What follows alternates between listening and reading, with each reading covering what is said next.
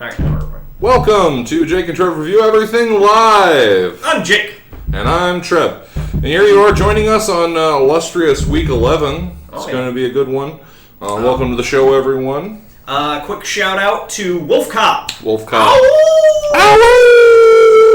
Wolfcop. For those of you who don't know, he is the next breed of hero. Yep. He is a cop. Listen, he is a werewolf. I mean, there's not a lot to understand here, guys. Number one, it's not rocket surgery. It's a cop. Okay, but more importantly, it's not just any cop. It's a wolf cop. So this wolf cop is a werewolf who is a cop, and I don't know how better I can explain it to you. You should see the trailer because the trailer is awesome. It's awesome. Wolfcop.com. Wolfcop.com. Or if you want more information about it, it's a Cinema Coop. Or I'm Coop. Wow, that's awful. Cinema Coup, spelled Coop. Yes, C-O-U-P. like a coup d'etat. Yeah. Mm-hmm. Yeah. But in any case, they're Wolfcop.com. Yeah, they're real princes over there at Wolfcop. They've been real sports. So we tweet at them. They tweet at us. We don't want to. This is a little preliminary here. We've been talking a little bit. We're thinking that season 2, there's going to be a Wolfcop review. Has to be a Wolfcop there absolutely has to be. I don't know how far. I read their updates and stuff. It seems like they definitely have some stuff to do, but their preliminary shots and things. It looks like they're going along pretty nicely. Mm-hmm. So. Yeah, I'm pretty excited. Mm-hmm. I'm pretty excited. It's good stuff. Yeah. All right. Another cop thing, RoboCop. Yeah. They're making a reboot. All right.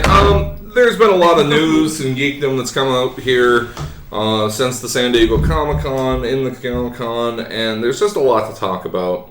Let's start with RoboCop. Have you seen this? Have you heard about this? The new RoboCop movie. The sequel, of course, or the remake, of course, of the original RoboCop, a seminal work of the 1980s, full of just the right kind of satire and just the kind of gut-churning violence that you want in an over-the-top action movie. Thanks, Reagan. Right? But here's the problem. They're not going to do it the same way. They're not going to have, the same kind of satire and holding the mirror up to society. I buy that for $1. And they're going to soften it up and make it a PG-13. No. It's to appeal to wider audiences. Don't you want your kids to see RoboCop? I don't. I don't want my kids to see RoboCop. I want to see RoboCop. I want prescription strength RoboCop. I don't want. You don't want child strength. RoboCop for kids. It's a RoboCop animated show. You don't want RoboCop chewables. Saturday morning cartoons. RoboCop chewables for kids. Nope, it's a bunch of trash. Don't fall for it. Horse trash. No, and they I guess decided that the all chrome, RoboCop look was too passé, too old school. And so now he's all matte black, and he looks like a character from Crisis 2 or something. I don't know. It's kind of ridiculous. Yeah. Any thoughts, guys, girls? Anyone about the new RoboCop? If you want to talk about this, Adam Holloway wants to talk about Sharknado. Everybody wants to talk about Sharknado. I still haven't seen it because I don't have cable television. Well, I don't know if we're. I guess it sounds like we must be missing something here. But it's a tornado full of sharks. It's a tornado. Is there one shark? Anything else? I mean, it's not just one shark, is it? I mean, surely it's a bunch of sharks. Otherwise, one single shark kind of going around in a tornado doesn't sound like you'd hit it once per revolution, maybe. I mean, so after every Sharknado attack, there'd be maybe 10 to 30 seconds while it's making its way back around the whirlwind where it can attack you again. Can the shark swim in the tornado like it can through water? I assume that's what would happen. You would get sucked up into the Sharknado, and you'd be like, "Oh, I'm in a tornado. I'm totally dead already." But then the sharks would eat you, and they would prove you completely wrong. Okay. So I don't know. I'm trying to understand. It sounds pretty awesome. I don't know. I think that it's bringing it to the next level in a way that I assume only sci-fi original pictures can do that. It's like, oh, this thing that terrifies you. Asylum. Yeah. Asylum Pictures, if you don't know, are a famous clearinghouse of mockbusters, as their Panda or Birdemic. I don't know if they're. I don't think they're Birdemic or Birdemic 2. That's a whole nother slice of awful pie if you've never seen Birdemic. I've seen it on the Netflix, so I mean it's pretty widely available. Check it out. It's pretty awful in an inspiring way. Yeah. As a matter of fact. Look up some drinking game rules for it. Mm-hmm. Good movie to drink to. If you're into drinking games for movies, love drinking games for movies. I gotta tell you, I love it. Well, you gotta balance it right. You gotta balance it right, or it's just not going to work out. Adam Holloway agrees that PG-13 for a RoboCop sounds ridiculous. As long as Red Foreman is the bad guy. He's still in. Bad news, we're not getting Red Foreman back. There's no Clarence... This is a reboot. There's no Clarence Boddicker, you guys. Maybe he'll pop up at the end of the movie and go groovy. Too soon? Was a little Evil Dead dig there. Let's see, so... If you guys got any questions, we obviously are taking questions. Right now we only have one pre-show question, which is chock full pirates. Chock full pirate questions. There's a lot of pirate from Emily Nyman. Type questions. Here it is. Found it. He's found it. I'm clicking. We're getting there. Okay. We're having fun. Best pirate movie. This is actually a bevy of questions about pirates. And pirate-related questions and movies and so forth. So, best pirate movie, I would say Cutthroat Island. No, I'm just kidding. I don't. Good joke. I laughed. Actually, this is gonna sound really strange. But hear me out. I think actually on Stranger Tides, the most recent Pirates of the Caribbean movie. Is that the subtitle? I'm not really. Full disclosure, I've really only seen like the first movie and like half of the second. Well, it's because I'm so cool and I don't watch mainstream stuff. So okay. Well, here's what you need to know. Okay, stop. Just stop. It's Jack Sparrow. He's going on further adventures. Oh, okay. He doesn't want to die. He doesn't want to die someday, so he's trying to find some fountain of youth, I guess. And it was kind of interesting. I guess it had a different sort of feel, like kind of reminds me of Indiana Jones, actually. Okay. Because Indiana Jones has his adventures and everything, and there's a lot of common hallmarks between them, but they're isolated stories. Like, the things that happened in Indiana Jones and they were just separate adventures. Tied by the same characters. Right? Character, and in some place, characters like Marcus Brody and a few of those others repeated multiple. Gimli shows up. Sure, Jonathan Rhys Davies, yeah, that's right. Throws him into, the Crescent Moon, the Canyon of the Crescent Moon. Mm-hmm. That would be the one. Petra, actually. Petra. Anyway. Yeah, Lost City Petra. Anywho, so that really did it for me. It had left behind all the bullshit that was going along with the earlier ones for the most part. Jeffrey Rush's character came back. It was a pretty enjoyable pirate romp, and I think that's the one that's kind of sticking in my mind as one of my favorites in recent memory. Hook. I don't know. Hook. That's not really a pirate movie. It's got pirates in it. Oh, so now if it has pirates in it, it's a pirate movie. Why not? What else would it be? Okay. Pirate movie. I really gotta think about this. I think Peter Pan. Disney's Peter Pan from. Can I do pirate video games? Can I morph this question? Well, you morph the question because I talked a while. Go ahead. Sid Meier's Pirates. I like that. Which one? Oh, I'm sorry. I take that back. Favorite pirate video game has to be Monkey Island. Secret of Monkey Island. Secret of Monkey Island. Love it. Guybrush Threepwood. Mm-hmm. Oh yeah, rocking that out. No, I was watching a video about that. I love my points and clicks. Kind of a like when you get into a fight, it's like an argument. It's based on argument. So it's like somebody calls you a name, and then you have to pick the right retort to go along with that, so you sound witty, and you pick them up as you go along. So if somebody uses it, then you can use it on somebody else. So it's one of the more interesting combat systems. Right. So sharp swords are not as important as sharp wits on Monkey Island. Oh yeah, absolutely. Very neat. But the next question is best pirate captain. Yikes. Well, I mean, what marks a good captain? Is it being totally BA? Being a good leader, being a badass. I have the answer. The best pirate captain is the Dread Pirate Roberts.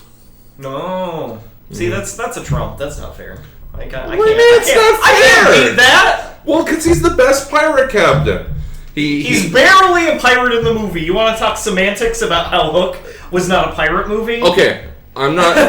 It wasn't. It was off screen. She did not say. The question did not say best pirate captain from a pirate movie. It was best pirate captain. Are you guys seeing this bullshit? See, guys, I don't know what I'm supposed to do here. Semantics. The Dread Pirate Roberts, best pirate captain. If you're down on your luck, you may be the next Dread Pirate Roberts. He'll give you his whole legend, man. You'll cloak yourself in it. It'll be amazing, and then you'll gain all the skills necessary to go back and get your girl and have revenge and beat the dink and it's it. That's what we're at. That's what we're doing here. It's fair. Best notorious scallywag.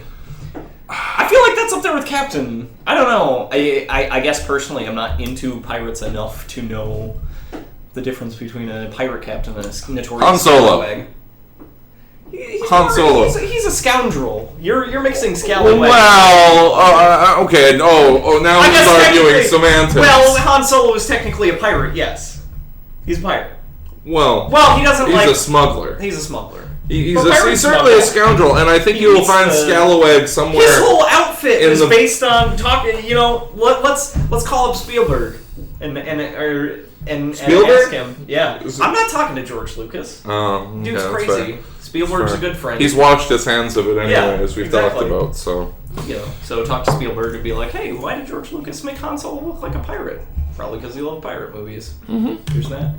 I mean, part of the reason Star Wars got made is because he wanted to do a Flash Gordon, right? Flash Gordon remake. And they were like, nope. And he's like, fine, I'm making my own movie. Right, but I mean, there's all kinds of great, referred to bits about Han Solo as being some notorious motherfucker, Kessel Run, him doing his whole, smuggling for Jabba and referring about him dropping his cargo. Right. In Empire Strikes Back, Lando talks about, you got a lot of guts coming back here after that shit you pulled. He didn't say shit, but in a more realistic universe, if he was really trying to scare Han into thinking he was in trouble now, he probably would have dropped a couple of S-bombs. Why not? Yeah, sure, why not? Prettiest Mermaid. I'm gonna go with Daryl Hannah. Daryl Hannah from Splash. Prettiest You Mermaid. thought I was gonna say Ariel from the Littlest Mermaid. She's like 14, maybe. The kleptoiest mermaid, the hoarder mermaid. The stalkerist mermaid. Yeah, I want to see that episode of Hoarders where it's like you've collected all these things in your undersea grotto. What about this fork? Can we throw away this fork? Well, I need to do something to put through my hair and straighten. You have 5 forks here. But they're different sizes. You live under the sea. You don't need utensils. Well, but I need something to comb. Well, how about you pick the one that you want to keep? Well, and we'll get rid of the other forks. I want these 3. But they all look almost identical. You know what?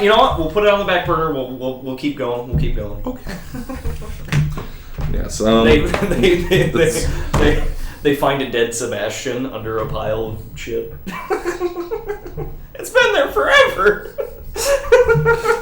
That's dark. It's took a very dark turn here all of a sudden, guys. I can't explain it. I don't know what to tell you. On this episode of Hoarders, Disney edition. So that'll do it for our pirate and sea related questions. Here's a question for you guys. What's your favorite movie taking place almost exclusively at sea? For example, The Abyss, or Leviathan, or Hunt for Red October, or Waterworld. What do you guys think? Let's down Periscope. Vote down Periscope. Periscope. Vote down Periscope. That was a funny movie. Kelsey Grammer can really bring it. While we're waiting for your questions and your answers to your favorite on the seas, on the 7 seas. Let's talk a little bit more about some Comic-Con stuff. Oh, yeah. Superman versus Batman. Okay, yeah. Batman versus Superman. You guys have probably seen this. You probably heard about this. But have you seen this? Have you heard about this? Right. Apparently, it's a done deal. It's confirmed that the next Superman movie is going to be one where he faces off against Batman. And it was announced by taking a quote from Frank Miller's The Dark Knight Returns. And where they beat the shit out of each other in the mud. Right. It's pretty seminal. I mean, you talk about Superman and Batman and their characters and stuff, and Frank Miller, for as crazy and conservative as he is, he gets it right sometimes, and he gets it way wrong sometimes, and at least you'll get an interesting take. But Dark Knight Returns was a pretty awesome take on Batman, to be honest. I mean, he uses a sniper rifle. That was weird, but yeah, I mean, it definitely shows it's I feel like that's a very, very political comic book, and of course its sequel even more so. But that's a whole nother discussion, talking about the works of Frank Miller. We'll save that for another time. Wait. No, we can't do that. I was going to say we should call it Miller time, but I'm pretty sure... Linkard has Miller time. If you're into comic books, I'll blood him, whatever. He's good. Yeah, he's a good guy. Atop the fourth wall, Linkard talks about comic books. He's been, real Prince. He retweeted our tweets about the Kickstarter. Did you get a tweet? And hey, speaking of Kickstarter... that segue was so smooth. Frictionless. It's like floating on a cloud. So speaking of Kickstarter, of course, we're still in the middle of the Kickstarter, guys and girls. It's guys and dolls, ladies and germs. Nicely. But no, we're still in the midst of it. We really suggest you check it out. And you know what? More importantly, maybe this has been something we've overlooked. Let me ask you directly: could you pledge? Would you pledge, please? Yeah. We really need your support financially on this. We've been asking a whole lot of people to share it and take a look at it and watch it. And, just so you know, we're not too proud to ask. Here's us asking. Ain't too proud to beg. Ooh, baby. Please, give what you can, because, hopefully, since you're watching this, assumedly, you recognize the value in what we do, and being able to do it with more sophistication, with better equipment, I think that would really take this up to the next level here. Oh yeah. So, and it's all about content. We have been working a lot about getting the Kickstarter word out there and stuff. But I think part of it, even when we applied for Kickstarter, a lot of our video and a lot of our content, we got turned down the first time. And we had to reapply to Kickstarter again because they said that the focus was too equipment based. That we were basically asking for equipment and stuff, and we weren't saying like, hey, here's what we want to do with it. But you guys know what we want to do with it. We want to make an awesome season 2. Like if you haven't seen the season finale or the epilogue or any of the story stuff, like we have a lot of really good ideas. We're building up to some good stuff here. We are gonna get there, and it's gonna blow your frickin' mind. Right. It's gonna be awesome. So you know that, but we want to make it fancy. So don't just check out the Kickstarter. Don't just share it. Give us what you can, pledge, and you'll get some great stuff in return. I got a piece here. We were talking about Excellent the DVD. Piece.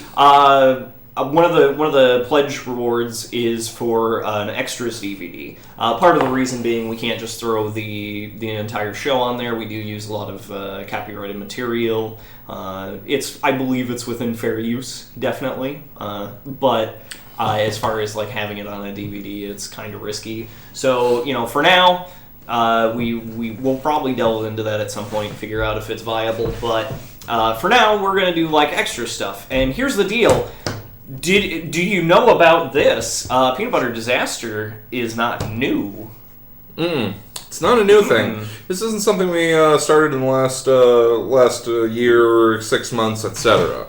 No, we've been doing this for years. We did when we were in college. This is way back machine here. Back in the Jake and Trojan college days. Yeah, oh yeah. The college years. Yeah, we used to sit around and we wrote some scripts for a web show. We were really into. There's a defunct web show. if you guys can find it, that would be awesome. But I like the website's taken down. I haven't seen anything about it online in a long time. I've searched for it kind of half-heartedly, but didn't find anything. It was called a bonus level or bonus stage. It was like a Flash animation cartoon called Bonus Stage. We were both really big into it.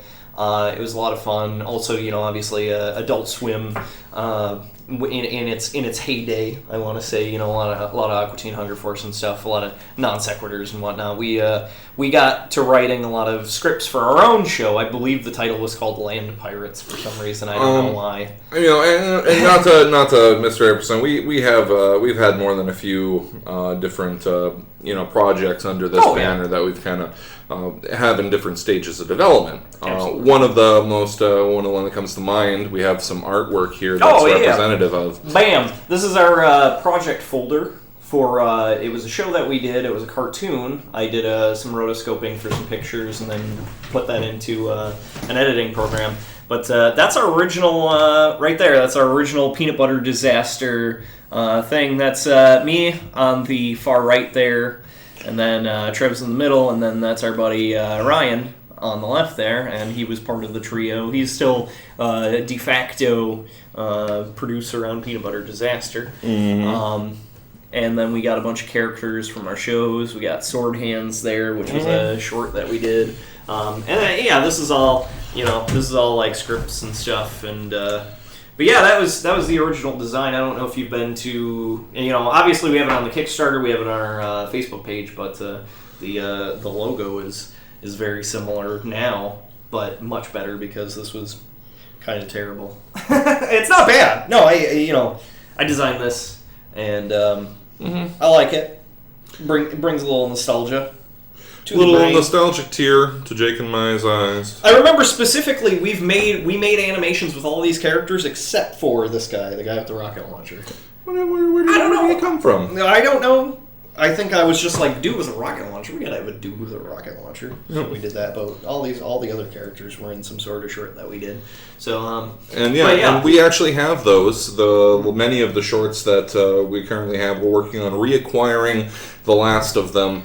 Well, here's the deal. We did we put all of our videos on a VCD because at the time, and this is how old we are, showing our age a little bit. At the time, neither of us had a DVD burner. So we had CD burners making mixes for the summer sometime. Sometime jam mix. What was the name of your mix series? We would make CDs, like mix CDs, obviously. What was it called? I don't know if I had. It was like Armageddon or something. I had a lot of different names. Oh no, Mixor. Mixor, with a X and a Z and an O-R, M-I-X-Z-O-R. Mixor. It was like Leet Haxor. Mixor. Right, and we continued on and gave them more increasingly ridiculous names, sequel names. Bride of Mixor. I think there was one Mixor. I was a teenage Mixor. Yeah. I think my series was called New Burn. The New Burns. I think actually while I was looking for the VCD, I found one that was called New Burn Crushes Mixor. Oh it no! Was like the versus. There was some rivalry back in the day. But anyway. But yeah. So we have like 3 scripts for the show we never got to do. We have some shorts, some cartoons and stuff that we did. All going on the DVD. Anything that we can find in salvage. Totally going on there. That's the history of Peanut Butter Disaster. So that's something to look forward to. Three complete scripts for a secondary animated series that was just going to mainly feature Jake and I. Yeah, and you know what we might do?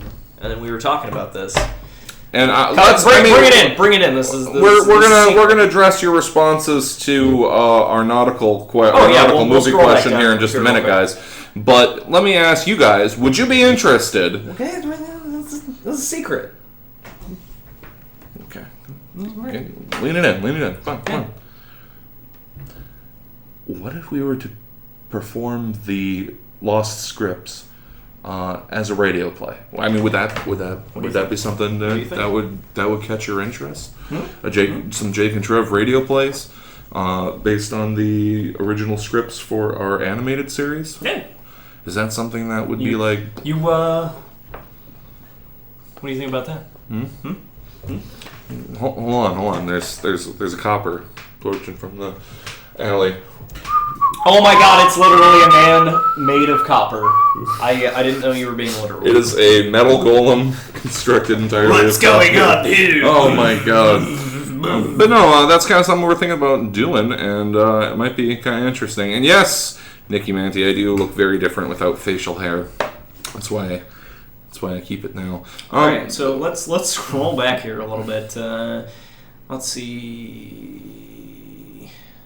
Pirates of the Caribbean 2, Hook. You are welcome, Patrick. Secret Monkey Island is the shit. My dad quoted Drug Pirate Roberts. Always fun. Jar Jar Binks going to be in episode 7? Sure, why not? No. Actually, I'm going to consider that a legitimate question, and I think that some smart-ass animator, even if it's like just like one or two people... it's got to be like the son of... Well, they're going to throw him... Well, no, we don't have any... It's been like 40 years. We don't have any legitimate information discussing how Jar Jar people... Gungans. Oh. The Gungans. Well, Yoda how was they like age. 100 years old. How they age. They may be very long-lived. So he'll probably show up somewhere in the background, I'm guessing. And that isn't the worst thing that they could do with this next movie. Yeah. Well, let's get to our answers from the fans. Patrick Millicent says Crimson Tide, favorite ocean movie. Crimson Tide. Adam Holloway says The Hunt for Red October. People like submarine movies and naval battle movies and so forth. Let's see. My dad says Yellow Submarine. Little psychedelic. Yeah. Little pack full of little space cabbage frisbee garden action there. Yeah, absolutely. Let's see. Life Aquatic. Oh shit. Life Aquatic. I don't know why I forgot about that. It's like one of my favorite movies ever. And there are pirates. Jake, there are pirates. There are pirates in it. Oh god, I want to go all the way back in this conversation and say that Life Aquatic is my favorite pirate movie. Spoiling this shit. No, that has my favorite scene in a I'd probably say right now, as of right now, it's my favorite scene in a movie is when Steve Zissou is tied up. All the pirates are ransacking their ship, and he goes nuts. And without sound, without like gunshots or anything, they just put on Search and Destroy by Iggy Pop and the Stooges, and then he just goes sick house on everybody. It's amazing. It's awesome because the character in the movie, I mean, you just watch the movie, I'm not going to explain it. Yeah, and I mean, the whole... If you haven't seen the movie yet... Wes Anderson always does a whole lot of interesting things with sound and where you don't hear sound versus having music and so forth. And it kind of seemed to signify like a disorientation, a sort of like like a earring, like he's not like he's on autopilot, like he's in kind of berserker mode. So well, he's not getting his own all the sensory input because he's focusing on that. Yeah. Let's see. My dad asks. Who is the best minion in the movies? The best minion? I'm going to go off the top of my head. I'm going to say the dude with the eye patch and the target pistol, the rifle pistol from Hard Boiled. Really? One of my favorite minions.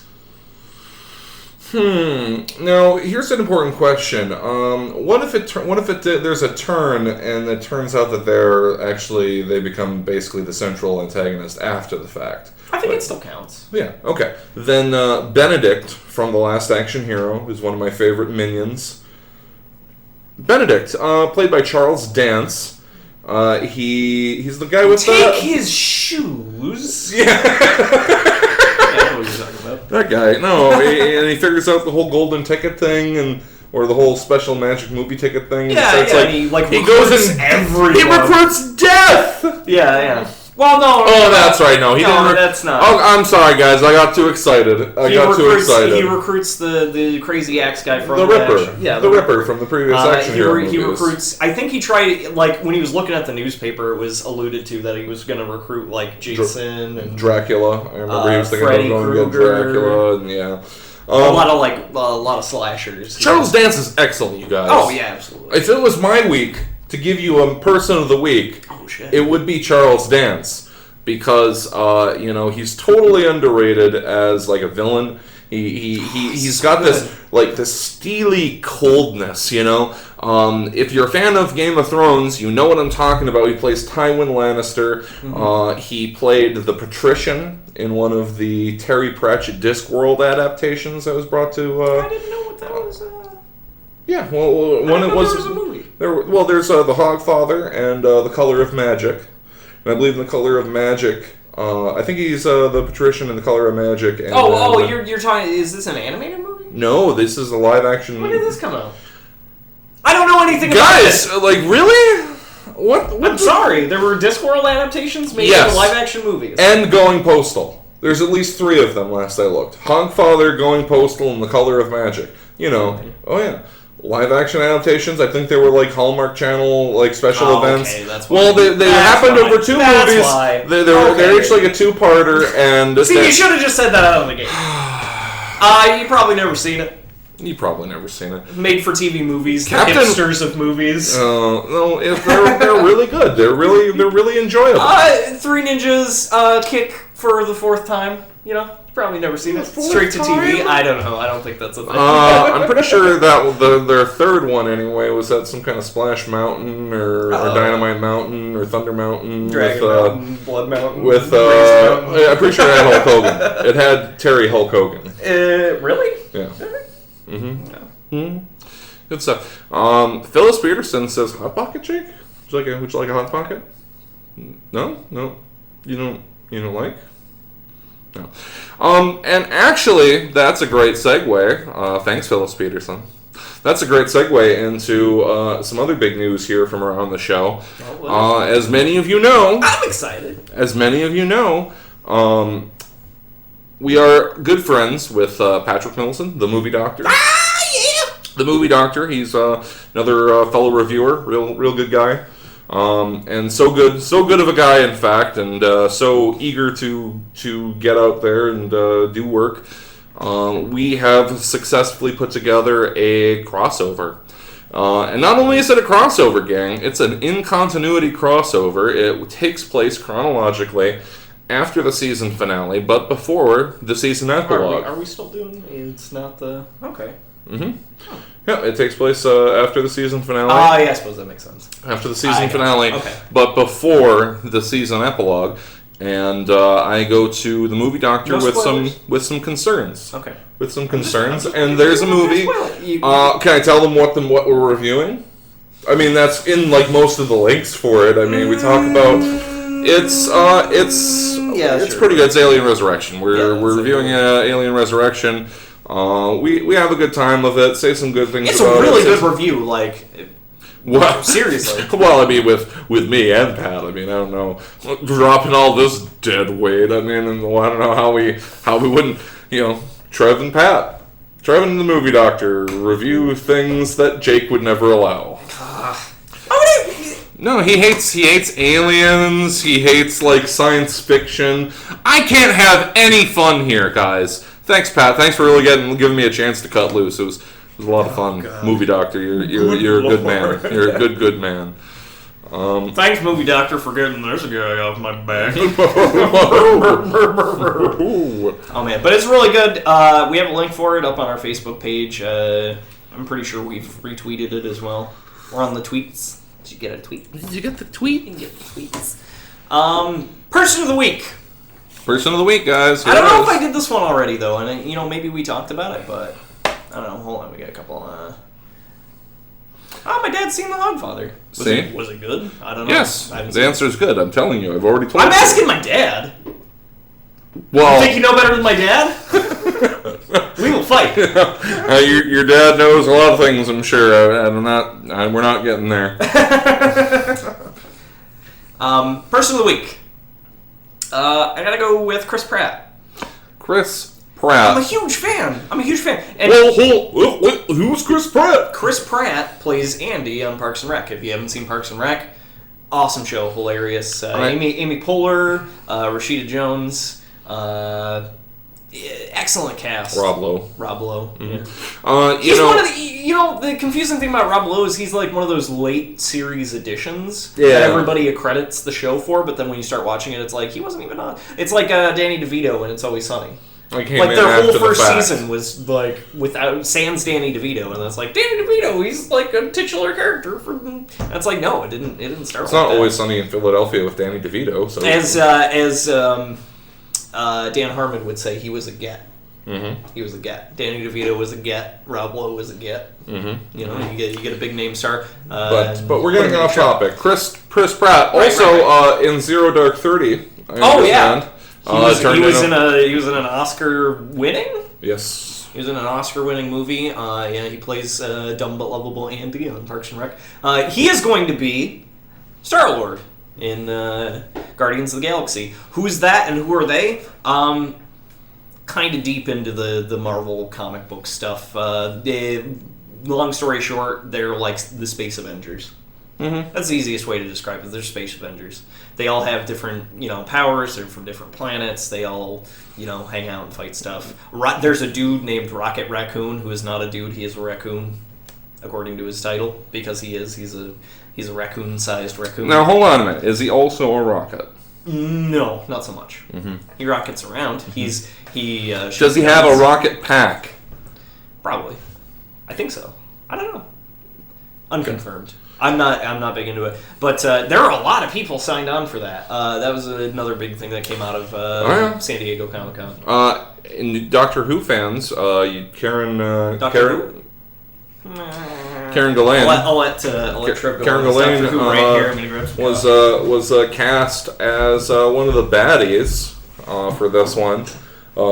So I mean, there's a lot of buzz, and I gotta tell you guys, this is something that it's a really odd choice to kind of bet the farm, and maybe I'm exaggerating a little bit by saying that Marvel's kind of betting the farm here, but it's a big piece of Phase 2. I mean, it seems like obvious now, and I guess maybe there was a point where people would have said the same thing about Iron Man and about Thor, Captain America, how you would actually bring something like that to larger movie audiences and have them appreciate it or even get it. I feel like they're doing kind of a movie Akira thing. Movie Akira. Right. The crazy blob monster eating everything up in Akira, it's kind of like that. Like, they started off with, the Avengers and did all that, and now they're kind of branching out and, like, grabbing that. We're going to grab Guardians of the Galaxy and bring it in because Thanos was teased at the end of the Avengers movie. Also, another kind of big news is that the next Avengers movie is called the Avengers 2: Age of Ultron. So, there are a lot of different things that they're pulling into the franchise. Ant-Man was confirmed, wasn't it? Ant-Man is confirmed for release same year as the Avengers 2. But I doubt that they might tease the character, but I don't think that Ant-Man is going to be, which actually, I don't know. Okay, this is the confusing thing, guys. Yeah, okay, so Avengers 2 confirmed villain Ultron. Okay, Age of Ultron. Ultron? Not Age of Voltron. That's a different thing. That'd be kind of cool. That's like the Star Century. That's something else. No, Age of it's a little Ultron. It's a little spoilery. I mean, if like, I don't know, because if they're gonna do then the movie's probably gonna revolve around that kind of stuff. Well, okay, so I guess here's the thing. We've learned from Marvel Comics that knowing where a character comes from in the comics does not translate to knowing where the character comes from in the movies. The Mandarin showed us that, if nothing else. That we could have sat here and told these good people on end of the whole Mandarin's whole shtick, and it would have been useless information for the movie. Okay, well here's the backstory on Ultron. Ultron's a robot that was created by Hank Pym, who is Ant-Man. Okay. He's Hank Pym's a super scientist, and he invents not only Pym particles, but he also starts creating artificial life, and he bases Ultron off of his own brainwaves, and Ultron ends up going kind of nuts and determining that he's the best choice for who should be running the show. And so he starts basically saying, "Oh, I'm going to take over everything because I can, and I'm better at it. And sucks to be all you."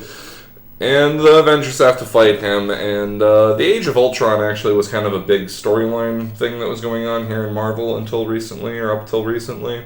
Yeah. And I mean, it's going to have some shades of that, I assume. Yeah. But I think it's going to be a little bit more maybe scaled back. Oh. Yeah, they're also talking about an X Factor movie, which would be sweet because they're talking about modern X Factor, which would include Deadpool. See, I talked to him about this last week, and he was like, "I don't believe you.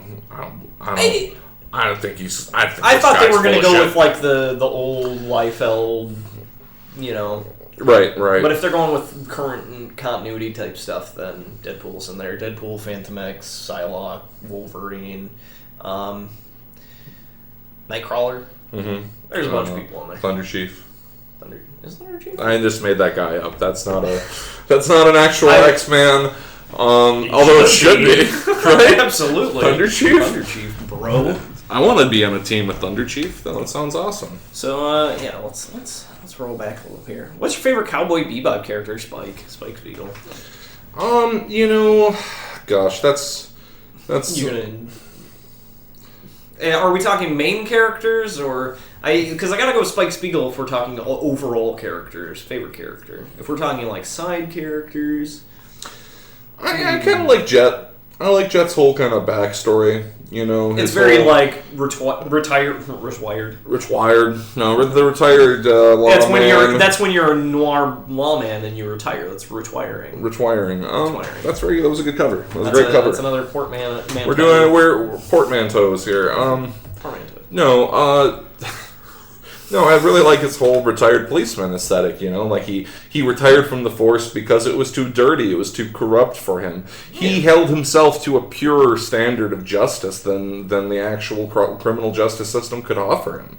And so he went on his own, and now I guess he's like a smuggler or a mercenary or bounty hunter. Well, he's a bounty hunter. Well, I mean, but they've kind of done some things a little bit outside of that every once in a while. Well, they start off bounty hunting. Okay, so they're bounty hunting, and it's pretty good. See, Corey Miron agrees. Yeah. Let's see. Yeah, outside characters like secondary characters for Cowboy Bebop. Trying to think of some of my favorite episodes. There's a lot of really good ones. I really liked the episode with the Teddy Bomber. I liked the cowboy. Perot? What about Perot? Oh yeah, Mad Perot. Mad Perot. He was cool. No, I'm talking about the cowboy and the Teddy Bomber one. Where it was like him versus Spike. They were like polar opposites. Mm-hmm. He was pretty hilarious. He had his own soup. It was pretty funny. Let's see. Here's a question. You want to field this? Johnny Depp, better pirate or Lone Ranger sidekick? Well, I'm going to have to go with pirate. From everything I've heard about the Lone Ranger, and, I feel like bad guys. We've been so busy with everything, we just have not been watching as many movies as we ought to be. Yeah, the last movie I saw was The Heat. Really? You watched that? Yeah. No, it wasn't bad. The Heat was pretty good. There were a lot of older women seeing it. Mm-hmm. I felt kind of weird having seen it. I guess I didn't even consider it being a chick flick, even though it's two female characters. But in any case, I've heard that his turn as Tonto is a bit problematic, to say the least, and I don't think we're going to see him again as the Lone Ranger sidekick. No, I don't think they're going to do another. There's a pretty reasonable chance. They're taking a pretty big loss on this movie, and I think there's a reasonable chance we may see Johnny Depp in pirate attire once again. So we're going to go with pirate on that one. Yeah. Oh, Andy, Andy the cowboy. That's right. Thank you, Corey. Let's see. Johnny Depp, most excellent barber of Seville, right? Mm-hmm. Seville Row, or whatever. He sings and eats people. Let's see. Swinatod. Yeah. Oh, have you seen this? Have you heard about this? Mm-hmm. Speaking of Kickstarter, and being on Kickstarter, I feel like we should be able to talk about this. Mm-hmm. I don't think this isn't another plug for us, guys. No, so just relax. It's tough because we don't have a lot of exposure so far. I mean, we're trying really hard to get our work and our name out there and stuff.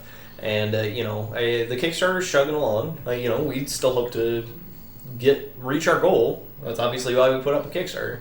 But you see a lot of Kickstarters that get overfunded or, majorly funded. I don't think we brought this up, the thing with Double Fine.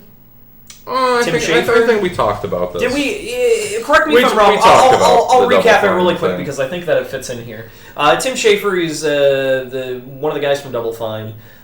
He creates innovative video games. Psychonauts comes to mind. Brutal Legend.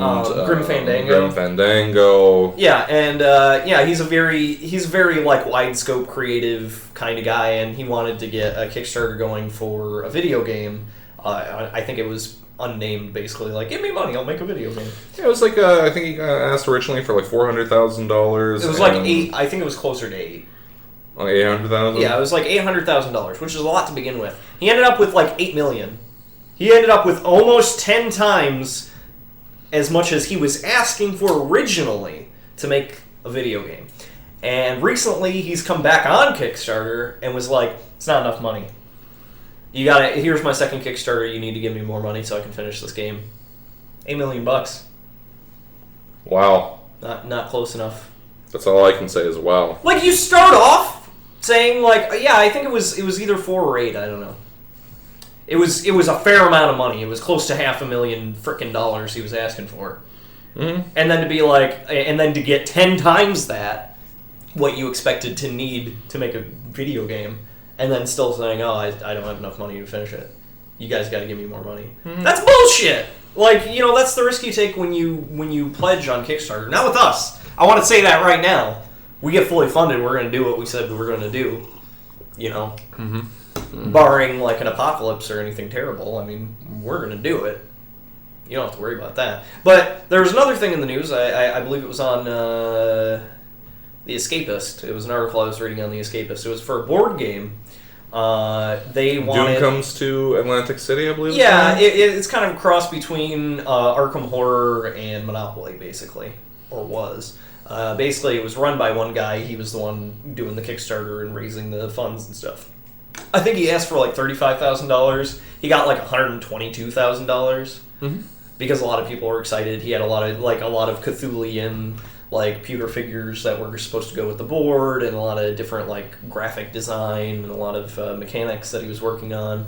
And he did the Kickstarter under the premise that, I'm going to make this board game, so give me money. And then later on he recanted and said, well, actually my ulterior motive was to start a board game company. And this was just going to be the first game that we made. Yeah. And everybody else in the project was like, we don't know, he doesn't tell us anything. Apparently there were some falling outs and things like that. So the dude got $122,000. And then he recently put up a post on his Kickstarter that was like, I can't do it, guys, sorry. I don't know enough about board games to finish this. And then when asked about refunds, he was like, I'll do what I can, but I quit my job to do this. So. Yeah, I'm going to find new employment. I'm going to set up a secondary bank account, and then whatever I don't absolutely need to survive, I'm going to put it in there. And then I'm going to start trying to reimburse people slowly. I guess maybe that's just the worst. Well, maybe let's take a step back and maybe say that this was just one of those tragedies. Maybe this really is a guy who had really big goals and was a bit of a dreamer and really wanted to create something really nice, and he was just in way over his head. I can see that. He originally asked for 35. But what you're talking about... If people were really excited, you have to create stretch goals. Stretch goals on Kickstarter are basically within your allotted time period, you make more money than you originally asked for. So you have to come up and say, here's a reason that I could use this more money from you, Obviously, you're not going to turn it down. You're not going to be like, oh, no, that's all I need. Stop pledging. I'm sure maybe somebody has. I haven't really looked into it. But, the more money people donate beyond your goal... then you can say, okay, well, for instance, if we got overfunded, then we could be like, well, we'll start producing a second show or get more equipment, a couple cameras instead of one camera, or, whatever. You basically have to come up with a reason for people to give you more money within the allotted time of the Kickstarter. So, a lot of his stretch goals were kind of lofty, too. Mm-hmm. So, I remember kind of browsing through and being like, "Oh wow, that's like a lot of shit that you're throwing into the pot here." right. So even if we're accepting though that he was drastically in over his head, let's just accept that as well. Certainly, that's still a gross mismanagement of finances over a period of time. That you couldn't finish the game. Like, I mean, I don't know. I mean, I saw from the photos that he was using like a Monopoly board as it was for his demo. Yeah, for the mock-up, he had the actual Monopoly board. Well, and you know, and that makes sense given the name of it. And I wasn't reading, and let me just put these two puzzle pieces together. It's called Doom Comes to Atlantic City. The board of Monopoly, the streets and areas in Monopoly are based on streets in Atlantic City. Right. So maybe it really was just like, you know, like a copyright. Cthulhian, you can't get a Cthulhian Monopoly game, I guess. Which is weird because it seems well. I guess it would be like Monopoly's license. Monopoly is made. I don't even know. Like, isn't it ironic that Monopoly has a monopoly on Monopoly? Yoda.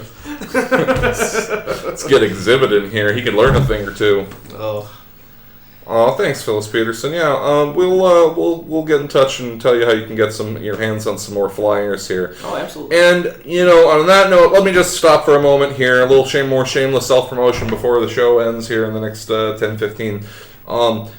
If you want to help, if you want to put up flyers, you're not sure where, you're not sure how. Just message us on tape in public areas. Message us on the Facebook. Let us know that you need help. We'll give you a hand. And if you've already done this, if you're thinking about doing it, make sure you take pictures of yourself doing it. Send them in to us. Yeah, we have a contest right now on Facebook. Basically, one of our pledge donation things is pick a movie for Trev and I to watch, and then we'll review it with you. If you have Skype or if you're close in the area, I'm sure we can shoot together or whatever. Right. We can figure something out. But we watch a movie, and then we all do a review together. It's like a companion series to our normal, canonical Jake and Trev Review Everything. Right. I believe we called it Jake and Trev Review With You. Jake and Trev Review With You. And if you are the lucky winner of the photo contest, we will review with you the movie of your choice, and we'll put it up on the internet, and it'll be the first one of the new companion series. So you can be a part of the Jake and Trev first. All you have to do is take a picture of yourself hanging up a flyer, honkies. So and I can't remember. I know that pledge is in kind of. I think it's $100. Mm-hmm. I mean, we set up the pledge tiers, and I believe so. It's technically $100 value. Right. So this is a valuable thing. And we know that a lot of you love movies and love what we're doing and might be interested in doing a part of this. So, you know, get your pictures in. Absolutely. Put the flyer up, take a picture, make sure it's not, you know, in an illegal spot or anything, obviously. I mean, disclaimer, don't put our flyers up in dumb places where you're going to get you or us in trouble, obviously. Right. Okay, so, question from the chat. Tone Man asks, in Memento... Which, if you haven't seen Memento, guys, you should. It's a great movie. Yeah, in Memento, Guy Pearce, Joe Pantoliano, what's her face? She was Trinity. Yeah, Trinity from the Carrie Fisher. Carrie Fisher. No, it was Carrie. Carrie Ann Moss. Carrie Ann Moss. It's Carrie Ann Moss. Why would you say it was Carrie Fisher? You said what? Why would you say that? I don't even remember her name half the time. Like it's one of those things. Like the way your brain is set up, everything's just kind of all over the place, and your brain's like jumping from one thing to the other. And for some reason, you have a Carrie file. Yeah. Where Carries go. Yeah. So like Carrie Fisher, Carrie the movie, Carrie Ann Moss. Right. Yeah. The Carrie on My Wayward Son.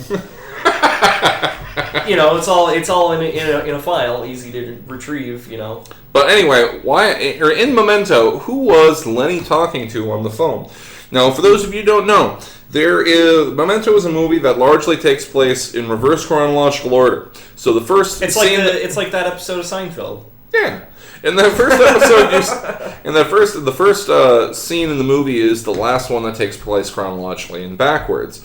However, spliced in between every scene is a bit of a whole scene that takes place at the beginning of the chronology. So, at first viewing, it might be a little confusing, but during the whole thing, or through much of the intersplice segment, Lenny, the main character, played by Guy Pearce, who has memory loss. He can't make new long-term memories. He's talking to somebody on the phone. Right, he's talking to somebody on the the phone. And he's explaining the situation. He's kind of... It's a situation where he's kind of narrating what's going on to the audience. It's kind of a show and tell. But they never reveal who he's talking to. I think it's Teddy. It's almost definitely Teddy. I think it's Teddy. They really set up kind of a dynamic where Joe Pantoliano, the actor who plays Teddy, he's kind of Guy Pearce's Lenny's handler, liaison to the real world, basically. Yeah. Right, someone who is aware of his particular malfunction and does his best, it would seem, maybe, to try to make sure that things, carry on correctly. Like, who would he call, exactly? Like, beyond Teddy, I don't there weren't a whole lot of characters in the movie that he could have been talking to. A couple, I guess. Imagine that, if you will, audience, the prospect of not being able to form long-term memories. So only thing that you can remember is what's presently in your mind. If you have a sufficient distraction, like if I did that, now Jake got distracted by my clap, and he totally forgot what we were doing. Why are we on this camera? It's check your tattoos. Check your tattoos, Jake. Jake is Jake and Trev Review Everything. Am I Jake? You're Jake, and I'm Trev. And this is Jake and Trev Review Everything. Oh. Live! Oh, we're live? Yes, there's a live audience. Hello, gang.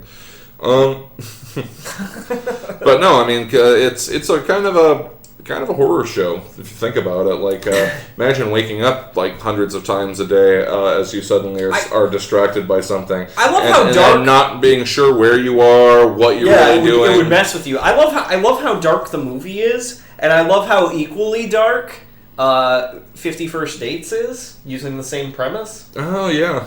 Mm-hmm. Terrifying. Like Lenny in Memento really only remembers for maybe 10 minutes at a time. Right. And Drew Barrymore in 50 First Dates remembers until she goes to sleep, which is really kind of ultra specific. That ranks up there for me on the list of movie rules with don't feed Gizmo after midnight. Right. Where it's like, wait, so what if you had a long nighter, you're up really past your bedtime, could you just stay awake forever and not forget until you go to sleep? Is that... Mm-hmm. I don't know, it was weird. Anyways, yeah, so... It would seem like you'd really avoid going to sleep a lot. Yeah. You'd be I'm going to forget this. You'd write yourself a note or something. I can't forget. But, obviously it was supposed to be a quirky date movie, so Drew Barrymore wasn't going to have, tattoos all over. Right. But it was still really dark, though, if you look at it from that perspective. There's a great scene in Memento where we join Lenny as he's running through this, It's like an outdoor, patio store sort of thing, you know what I mean? There was all kinds of accoutrements for, a patio or, outdoor contracting or whatever. And he's, running through this whole area, and he suddenly comes into presence of mind. He's like, okay, I'm running. What am I running after? Wait. And he kind of starts, looking around, and he sees there's another guy running off ahead of him. He's like, okay, all right, I'm running after that guy. All right. And they starts, turning toward him. And then the guy, starts turning toward him. And he's like, oh, no shit. I'm running away from this guy. Oh, my God. Sudden realization. How would you deal with that kind of shit? Really great movie. Directed by Chris Nolan. Yeah. Written by, I believe, his brother Jonathan Nolan. Possibly also him. That's kind of how they broke onto the scene. If you really like the Batman series, thank Memento for that. Yeah, the Prestige, the Insomnia. If you like any of those, if you like The Man, Inception, obviously. If you like the Nolans, then that's got to be one you got to see. Yeah. Nikki Manti says Clean Slate starring Dana Carvey. That's true. A lot of people don't remember that movie. Same kind of thing. He has short-term memory loss, or short-term memory only, and he keeps getting distracted. I believe it's the same thing with when he goes to sleep or if he loses consciousness. So if he gets knocked out, the same thing will happen. And it was one of those movies where it was supposed to kind of put him onto the scene as a solo star, away from SNL, away from Mike Myers, And he was, if I remember correctly, he was a detective. Maybe. I think he was a detective trying to solve some kind of thing, and occasionally he'd get up in the morning and he'd listen to a tape recording he made from the last night, so he'd know what to be doing when he woke up. Wow. But it was Dana Carvey, so it took a much more comedic take on the whole thing. Right. And it's kind of interesting how you can take the same set of circumstances and apply it to comedy and tragedy almost equally. You know what I mean? Yeah, no, that's weird. That's weird. All right, so that's weird. That's weird. Wait, what are we doing? Just keep talking. What are we talking about? Why is that on? Oh my god. If Jake had anterior grade memory loss, this would be the Trevor Show real quick. I'll tell you that. I would not indulge him. Why not? I give you permission if that ever happens to me. We're just to carry on with the show and just keep on trying to keep you up, get you up to speed every time it happens. I would literally let you exploit my disability to further the show. That's how dedicated I am. Jake wants me to exploit him, so... Well, I mean, for both of our sakes, obviously. Right. For the show. Of course. Nicky Manti confirms that he was, in fact, a detective, so that's nice. That's nice. Okay, so we're coming up on the hour. We're going to stick around as per usual. If you're watching this on YouTube and you're saying, well, I want to stick around for longer, well, then you got to join us on Wednesday night, you dummy. It's at 10 p.m. Eastern Standard Time, Jake. And Trev review everything live. It's bare full of laughs. You're going to have some fun and come see it, yeah? So as always, check out the Facebook page. Check out our Blip channel at blip.tv/Jake and Trev Review Everything. Also check out our affiliate, our co-member of Peanut Butter Disaster, the Rhinus, over at Black Shirt Beer Review. He's rocking it out. He's doing some real good stuff real there. Quick, I want to plug his stuff. He did a really good review the other day. I feel bad we didn't plug this earlier. I'm getting kind of close to the end here, but... No, he did a really good Brickside Brewery up in Copper Country. Copper Harbor. In the Copper Country. In the Copper Country, the Keweenaw Peninsula of Michigan. Yeah, he did a really good review up there, and it seemed to pick up some steam. So yeah, definitely check that out. It's a really good review. Like I said, we taught the boy everything he knows about the reviewing game, and now he's kicking its ass. And now we are some proud papas. And not just that, of course. Like I said, we got the crossover, or I got the crossover going on right now over with the Movie Doctor. Check that out. I helped. He was the cameraman. He helped, and he helped me come up with some ideas. But